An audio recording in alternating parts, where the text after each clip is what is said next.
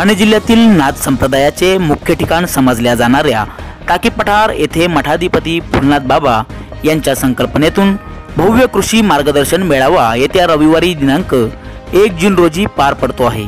या कार्यक्रमासाठी जिल्हा कृषी अधिकारी रामेश्वर पाचे, तालुका कृषी अधिकारी कुमार जाधव उपस्थित राहणार असून जवळपास 3 तासांचे मौल्यवान मार्गदर्शन उपस्थित शेतकऱ्यांना केले जाणार आहे। विविध कृषी योजना, फळबाग, फुलबागा, बागायती शेती, बांबू लागवड, आंतरराष्ट्रीय बाजारपेठेतील शेतीमाल विक्रीच्या विविध संधी आणि उपलब्धता इत्यादी बाबींवर महत्त्वपूर्ण मार्गदर्शन शेतकऱ्यांना केले जाणार आहे।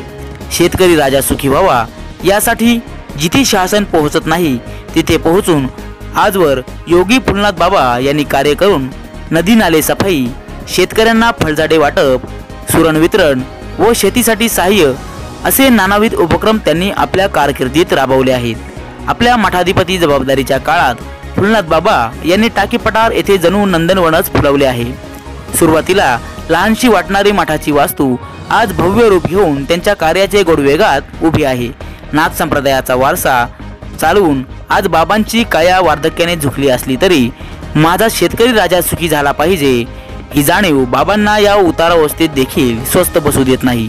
ही भावना आणि तळमळ लक्षात घेऊन शेतकरी वर्ग टाकी पठार येथे मोठ्या संख्येने येतील अशी चर्चा सर्वत्र केली जात आहे। Dayanand Patole, the reporter Marathi, Shahapur. आपल्या इथे श्री क्षेत्र टाकेश्वर येथून बरेच उपक्रम होत असतात पूर्वी, पण आता माझी तब्येत जरा बरोबर नाही।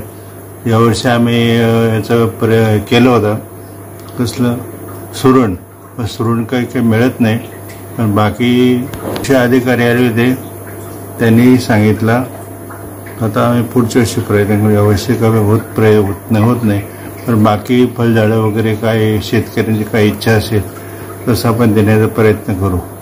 रविवार दिनांक 1 जून रोजी इथे कृषी अधिकारी वगैरे येणार आहेत। शेतकऱ्यांना चांगली माहिती मिळेल, शेतकरी तिकडे यावे।